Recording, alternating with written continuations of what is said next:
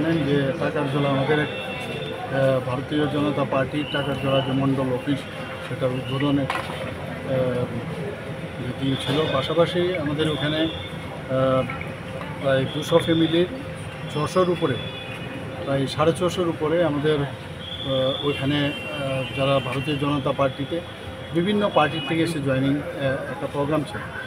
তো সেটাকে সামনে রেখে আমাদের যে যারা আমাদের সাপোর্টার এবং যারা জয়েন করতে যাচ্ছিল তাদের যখন আসছিল, তো রাস্তার মধ্যে অনেকে তাদেরকে বাধা দিয়েছে। 3-4 জনকে গুরুতরভাবে আহত এখানে করেছেন, আপনারা দেখেছেন। একটা 75 বছরের বয়স্কা মহিলাকে পর্যন্ত আক্রমণ করেছে। কেউ কাউকে দাও দিয়ে কুপিয়েছে, কাউকে ঢিল মেরেছে, ডান্ডা দিয়ে মেরেছে। এই তো রাজনীতি। কমিউনিস্টরা যে রাজনীতি করেছে একই কায়দায় অন্যান্য পার্টিও কিন্তু ওই কায়দায় চলছে। যদিও আইডেন্টিফাই করা যায়নি, অনেকে মুখের মধ্যে কালো কাপড়, আমি যা শুনলাম, কালো কাপড় বেঁধে রেখেছিল।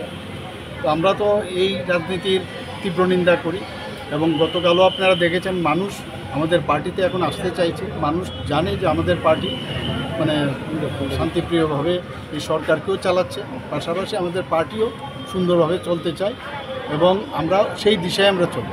কিন্তু কেউ হুজ্জুতি করবে আর কেউ গায়ের জোরে মানে ইয়ে করবে, সেটা কোনো অবস্থা আমরা মানতে পারি না। আমরা এবং আগামী দিন যা করার আমরা করব।